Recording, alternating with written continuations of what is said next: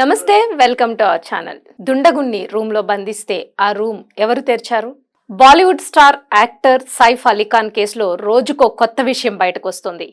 ఊహించని మలుపులు తిరుగుతున్న ఈ కేసులో సొంత మనుషులే సైఫ్ ను చంపాలని చూసారా అనే అనుమానాలు వ్యక్తమవుతున్నాయి.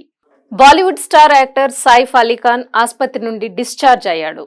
దుండగుడి దాడిలో తీవ్రంగా గాయపడిన సైఫ్ ముంబైలోని లీలావతి ఆసుపత్రిలో కొన్ని రోజుల పాటు చికిత్స తీసుకున్నాడు. ఎట్టకేలకు కోలుకోవడంతో మంగళవారం ఆయన్ను డిశ్చార్జ్ చేశారు. దీంతో హాస్పిటల్ నుంచి నేరుగా తన ఇంటికి వెళ్లిపోయాడు సైఫ్. అయితే ఆయన కంప్లీట్ గా రికవరీ అయ్యేందుకు మరికొంత టైం పడుతుందన్నారు డాక్టర్లు. ఇన్ఫెక్షన్ సోకే ప్రమాదం ఉండడంతో కొన్నాళ్ల పాటు సైఫ్ ను ఎవరూ కలిసే అవకాశం లేదు.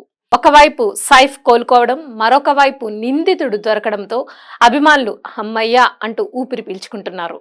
అయితే ఈ కేసులో మాత్రం రోజు రోజుకి ఊహించని ట్విస్టులు వెలుగులోకి వస్తున్నాయి. సైఫ్ మీద జనవరి 16వ తేదీ తెల్లవారుజామున దాడి జరిగిన సంగతి తెలిసిందే.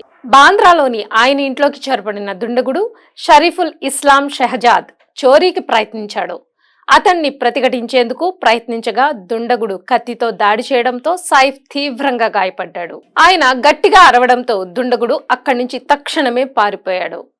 ఆ వెంటనే సైఫ్ ను కుటుంబ సభ్యులు ఆసుపత్రికి తరలించారు. అయితే ఆ ఇంట్లోని పని మనిషి వాంగ్మూలంలో మాత్రం కొత్త విషయం బయటపడింది. దుండగుడు షరీఫుల్ ను తామందరం కలిసి రూమ్ లో బంధించామని సైఫ్ ఇంట్లో పనిచేసే ఎలియామా ఫిలిప్ అనే మహిళ తెలిపింది. అతన్ని బంధించిన తాము పై అంతస్తుకు వెళ్లిపోయామని చెప్పింది. దీంతో ఆ రూమ్ లో నుంచి నిందితుడు ఎలా పారిపోయాడు? తప్పించుకునేందుకు షరీఫుల్ కు ఎవరు సాయం చేశారు? సైఫ్ సొంత మనుషులే ఈ అటాక్ చేయించారా? ఆయన ప్రాణాలు తీయాలని చూసారా అనే అనుమానాలు వ్యక్తమవుతున్నాయి. ఏదో శబ్దం వినిపించి నిద్రలేచా, చూస్తే బాత్రూమ్ నుంచి ఓ వ్యక్తి బయటకు రావడం కనిపించింది.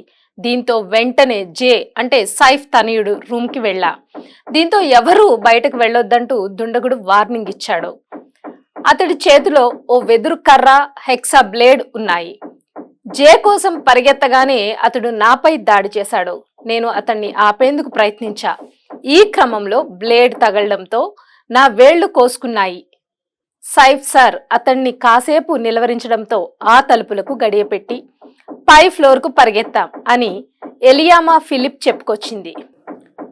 డోర్ లాక్ చేసి వెళ్ళినప్పుడు దుండగుడు అక్కడి నుంచి ఎలా తప్పించుకున్నాడు అనేది ఆసక్తికరంగా మారింది. అసలు నిజమేమిటో విచారణ పూర్తయ్యేసరికి బయటపడుతుందేమో చూడాలి.